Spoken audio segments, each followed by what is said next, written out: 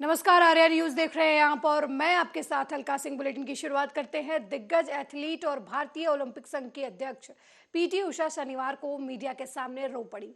उन्होंने आरोप लगाया कि केरल के कोझिकोड जिले में स्थित उनकी एथलीट एकेडमी के कैंपस में अवैध निर्माण किया जा रहा है। उन्होंने ये भी कहा कि जब प्रबंधन ने इसका विरोध किया तो उनके साथ दुर्व्यवहार किया गया।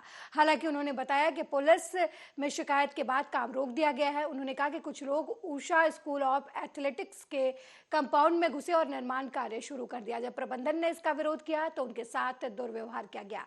उन्होंने दावा किया कि उनके पास पनगढ़ पंचायत से परमिशन है। हमने पुलिस से शिकायत की और काम रोक दिया गया। नई दिल्ली में मीडिया से बातचीत करते हुए दिग्गज एथलीट ने कहा कि उषा स्कूल ऑफ एथलेटिक्स के खिलाड़ी कुछ समय से इस तरह की उत्पीड़न और सुरक्षा के मुद्दों का सामना कर रहे हैं, जो उनके राज्यसभा सदस्य बनने के बाद और तेज हो गया है। आपको बता दें कि बीजेपी ने जुलाई 2022 में पीटी उषा को राज्यसभा के लिए नामित किया था।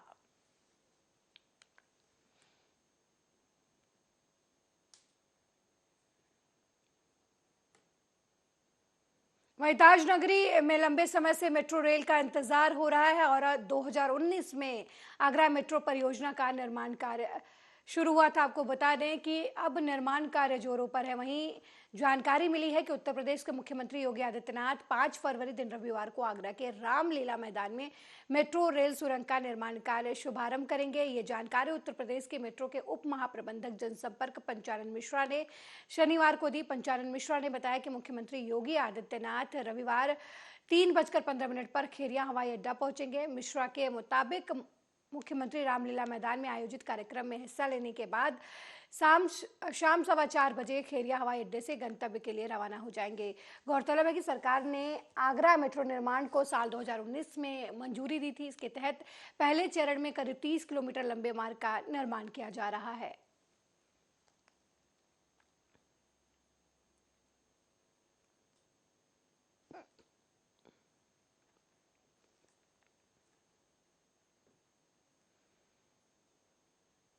वहीं बिहार में बीजेपी और जेडीयू में चल रही खींचतान के बीच चुनावी रणनीतिकार प्रशांत किशोर ने एक बार बड़ा खुलासा किया है। उनका कहना है कि 2019 में ही जेडीयू में तय हुआ था कि बीजेपी का साथ छोड़ देंगे, लेकिन नीतीश ने ये नहीं किया और कहा कि अभी मोदी लहर है तो थोड़ा समय रुक जाते हैं। उन्होंने ये भी कहा कि नीतीश कुमार ने उन्हें 3 बार ठगा है। प्रशांत किशोर ने इस समय बिहार में पदयात्रा निकाल रखी है। इसी के दौरान उन्होंने कहा कि नीतीश कुमार ने उन्हें ठगा है, एक बार नहीं, इस आदमी ने 3 बार ठगा है। इससे पहले 2015 में छोड़कर भागे, फिर 2019 लोकसभा चुनाव और उसके बाद सीएए एनआरसी को लेकर प्रशांत किशोर ने कहा कि 2019 लोकसभा चुनाव से पहले हमने अपने दिमाग से अपनी जुगत लगाकर जेडीयू को 17 सीटें दिलवाई, जबकि उसके पास सिर्फ 2 सांसद थे। बीजेपी को बिना लड़े 30 से घटाकर 17 पर कर दिया।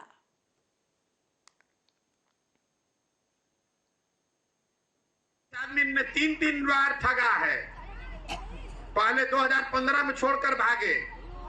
आप में से जिन लोगों को याद होगा, 2019 लोकसभा से पहले हमने अपने दिमाग से अपनी जुगत लगा के 2 एमपी के जदयू को 17 एमपी का सीट दिलवा दिया। भाजपा को बिना लड़े हुए 30 से घटा के 17 कर दिया।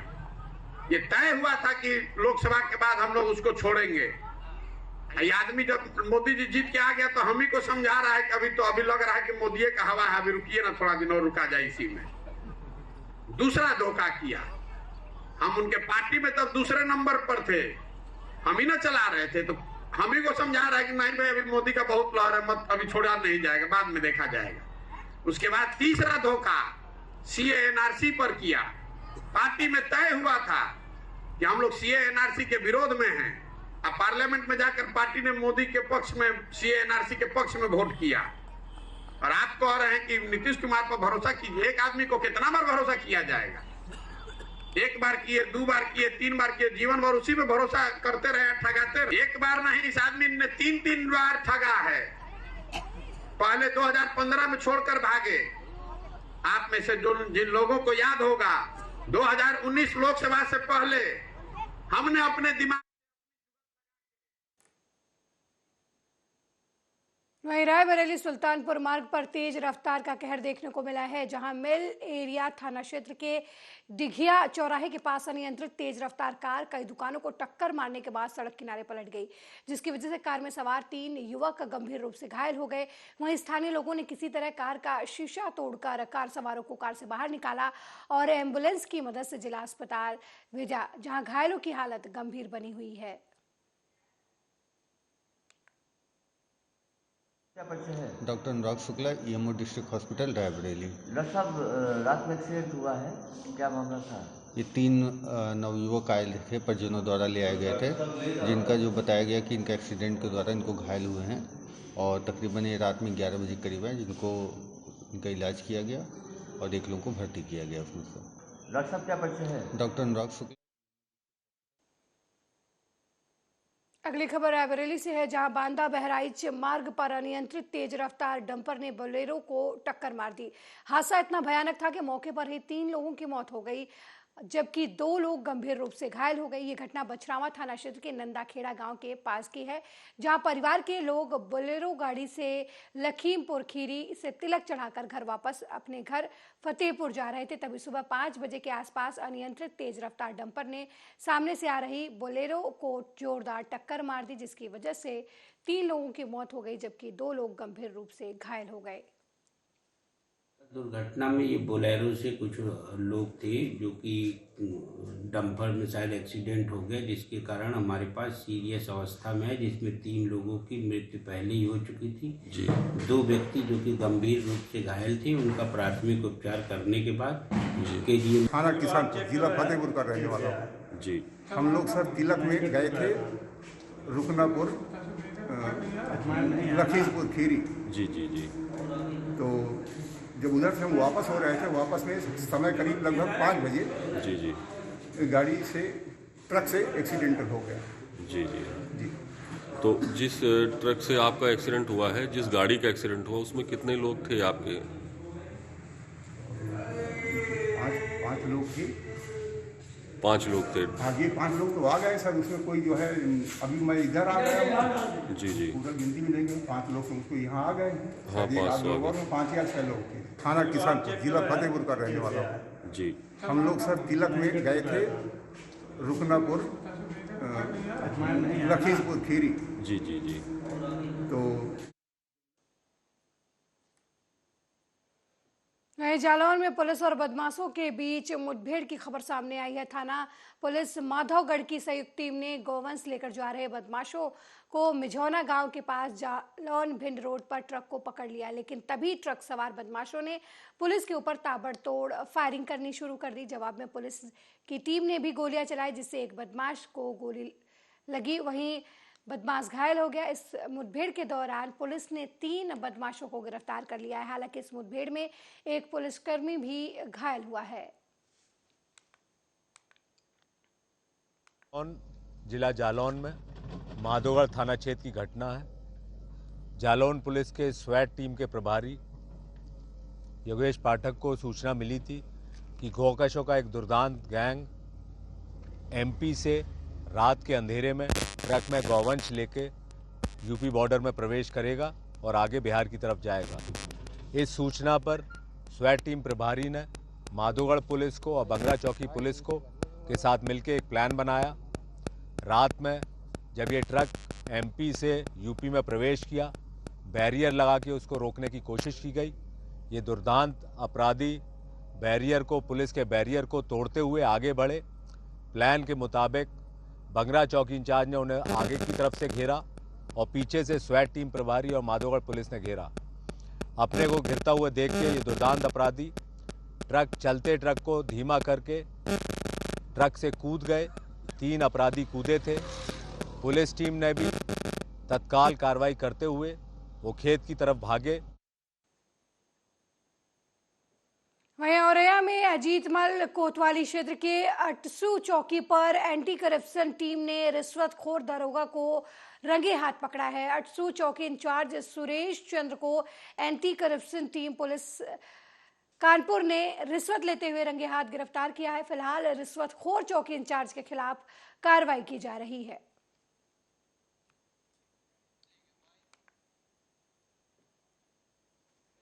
वहीं आगरा में बीजेपी की ओर से हो रही अमृत काल के बजट संगोष्ठी कार्यक्रम में हिस्सा लेने के लिए पहुंचे केंद्रीय गृह राज्य मंत्री नित्यानंद राय पत्रकारों से बातचीत की। इस दौरान उन्होंने राहुल गांधी पर जमकर हमला बोला। उन्होंने कहा कि अगर मोदी सरकार के सर्वजन हिताय सर्वजन सुखाय को लाभ देने वाले बजट से सबसे ज्यादा निराशा किसी को है तो वो राहुल गांधी हैं। मोदी सरकार में केंद्रीय गृह राज्य मंत्री नित्यानंद राय ने कांग्रेस के वरिष्ठ नेता राहुल गांधी पर हमला करते हुए कहा कि हर कोई इस बजट की तारीफ कर रहा है, लेकिन राहुल गांधी इस बजट की बुराई करने में लगे हुए हैं। उनके अंदर नकारात्मकता का भाव है, इसलिए उनके अंदर बजट को लेकर नकारात्मक विचार आ रहे हैं।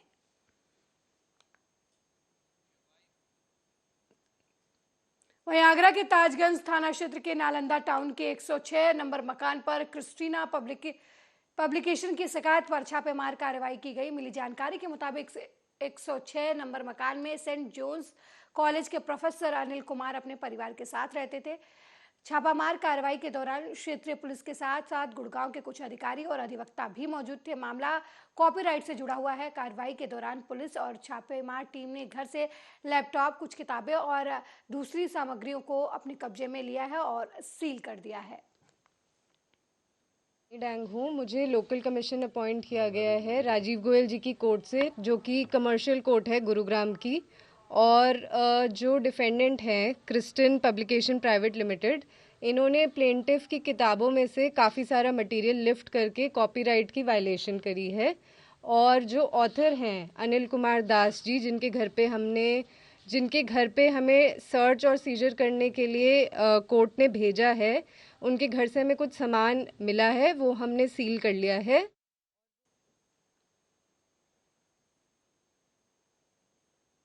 गोरखपुर के गांव चौवरी रामपुर के लोगों ने अपनी मांगों को लेकर जिला अधिकारी कार्यालय पर पहुंचकर जिलाधिकारी से मुलाकात की। इस दौरान पंकज पासवान ने बताया कि कुछ लोगों ने जमीन पर प्लांटिंग की है, उसमें गांव सभा की 2.5 एकड़ जमीन भी चिन्हित हुई है, लेकिन उस पर कब्जा किया जा रहा है। इसके लिए ग्राम सभा के उपयोग के लिए इस जमीन को कब्जा मुक्त कराया जाए।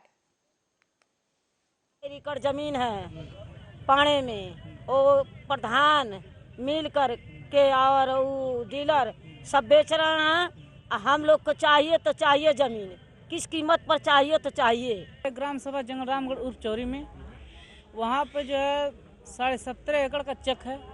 उस चक के अंदर हमारे ग्राम सभा की जमीन है 2.5 एकड़। उस आबादी के लिए हम लोग जो है यहाँ पाए हुए हैं। और आज से 4 दिन पहले जो है 3-4 दिन पहले हम लोग डीएम साहब के कार्यालय भी गया था।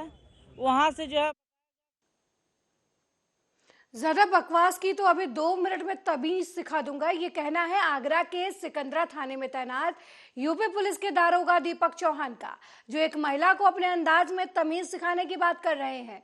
एक और जहां योगी सरकार उत्तर प्रदेश में महिलाओं की सुरक्षा को लेकर काम कर रही है, वहीं यूपी पुलिस को लगता है कि उनकी दबंगई है। आपको बता दें कि यूपी पुलिस योगी सरकार के मुहिम पर पलीता लगाने में लगी हुई है। आगरा के सिकंदराबाद थाने में तैनात दारोगा दीपक चौहान का एक महिला के घर में घुसकर अभद्रता का वीडियो अब जमकर सोशल मीडिया पर वायरल हो रहा है, जिसमें दारोगा महिला को 2 मिनट में सबक सिखाने की बात कर रहे हैं।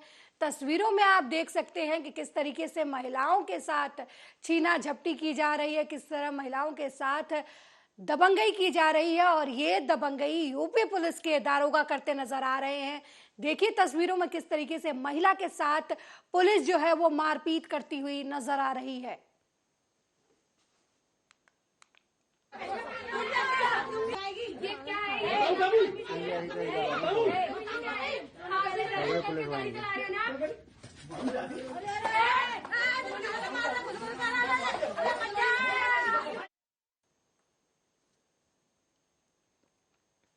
वहीं रायबरेली जिले में एक लव जिहाद का सनसनीखेज मामला सामने आया है, जहां पहले मुन्ना यादव बनकर शख्स दलित युवती से दुष्कर्म कर रहा था। जब दलित युवती को युवक की पहचान पता चली तो युवती ने उसके साथ संबंध रखने से इनकार किया। आपको बता दें कि मुन्ना अब्दुल खालिद निकला। आपको बता दें कि जब मुन्ना की असलियत महिला को पता चली तो उसने अब्दुल खालिद के साथ रहने से इनकार कर दिया, जिसके बाद अब्दुल खालिद महिला पर संबंध बनाने का दबाव बना रहा है। साथ ही महिला के परिजनों को जान से मारने की धमकी भी दे रहा है।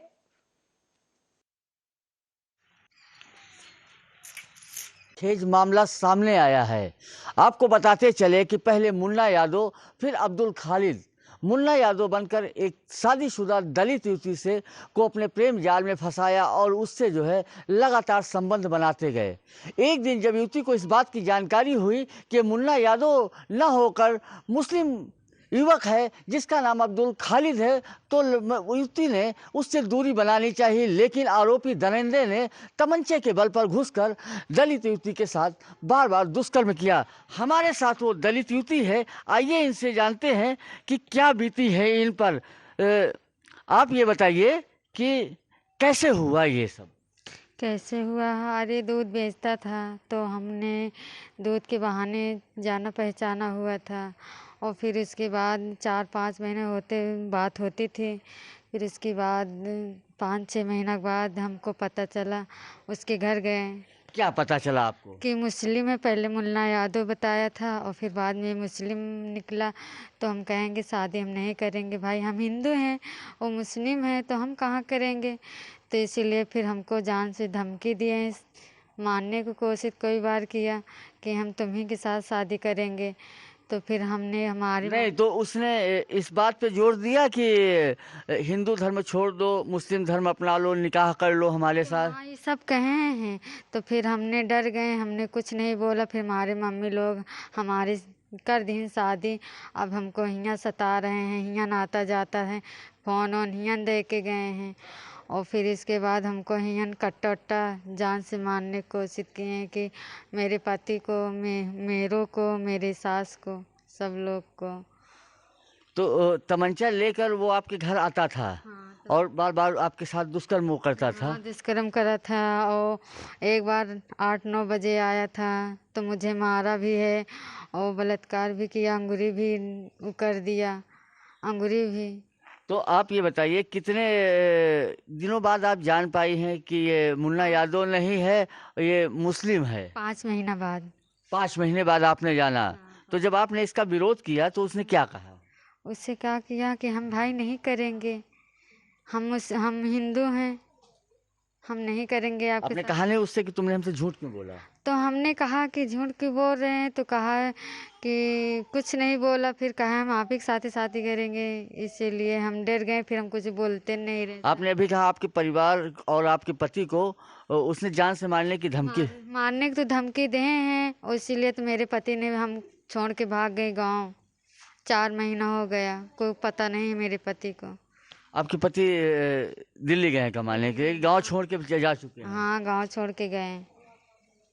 तो हमारे साथ ये दलित युवती थी, इसकी आप बीती नहीं कही जा सकती, बहुत ही एक दुखद दास्तान है। आपको बता दें, योगी सरकार जहां लव जिहाद को लेकर लगातार अपराधियों पर कार्रवाई कर रही है, वहीं इस सलवन थाने का ये बेखौफ दरिंदा खुलेआम घूम रहा है और इस तरह जो है भेष बदल कर जो है वो युवतियों के प्रेम जाल में फंसाकर उनका लगातार शोषण कर रहा है। अब देखना है कि रायबरेली पुलिस कब जागती है और ऐसे दरिंदे के खिलाफ कड़ी से कड़ी कार्रवाई कब करती है। ये दरिंदा यूं ही जो है युवतियों को अपने प्रेम जाल में फंसा कर जो है उनका शोषण करता रहेगा। कैमरामैन विपिन के साथ ओम शंकर शुक्ला, आर्या न्यूज, रायबरेली। नामी-गिरामी होटल में दर्जन भर रसूखदार दबंगों ने उत्पात मचाया। होटल के मैनेजर और कर्मचारी की लात घूंसों से पिटाई कर दी, जिसके बाद दबंग मौके से फरार हो गए। लेकिन होटल में लगे सीसीटीवी कैमरे में सभी दबंगों की तस्वीरें कैद हो गई। होटल मालिक की तहरीर के आधार पर पुलिस ने संगीन धाराओं में केस दर्ज कर फरार दबंगों की तलाश शुरू कर दी है। मिली जानकारी के मुताबिक शराब के नशे में धुत हाथों में शराब की बोतल लिए रसूखदार दबंग होटल में बने कमरे में शराब पीने के लिए होटल के मैनेजर के ऊपर दबाव बना रहे थे। मैनेजर ने जब दबंगों से आईडी कार्ड मांगा तो सभी गाली गलौज करने लगे। इतना ही नहीं, होटल के मैनेजर को इस दौरान दबंगों ने लात घूंसों से पीटा भी। हालांकि वहां मौजूद कर्मचारियों ने मैनेजर को बचाने की कोशिश की, लेकिन दबंग जो है वो उसे पीटते रहे। तस्वीरों में भी आप देख सकते हैं कि किस तरीके से दबंग जो है वो मैनेजर को पीटते नजर आ रहे हैं।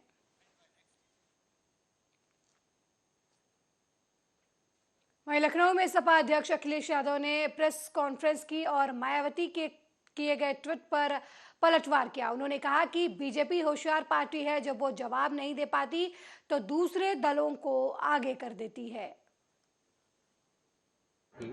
बीजेपी की होशियारी हम ही नहीं समझ पाया।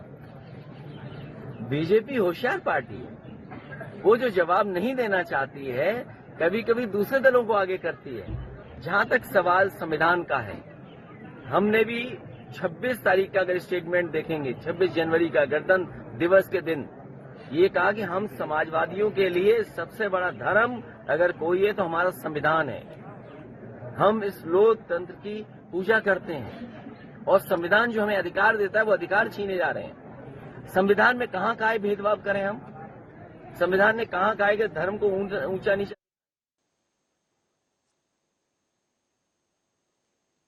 वहीं रायबरेली के शिवगढ़ थाना क्षेत्र के गुमावा गांव के पास संदिग्ध परिस्थितियों में युवक का शत विशत शव नहर के पटरी के किनारे मिला। स्थानीय लोगों की सूचना पर मौके पर पहुंची पुलिस ने शव को कब्जे में लेकर पोस्टमार्टम के लिए भेज दिया। मृतक युवक कौन है, कहां का है, इस बारे में अभी तक कोई जानकारी नहीं मिल पाई है। मेरे साथ इस बुलेटिन में फिलहाल इतना ही। देश दुनिया की तमाम खबरों को देखने के लिए देखते रहिए आर्या न्यूज। नमस्कार।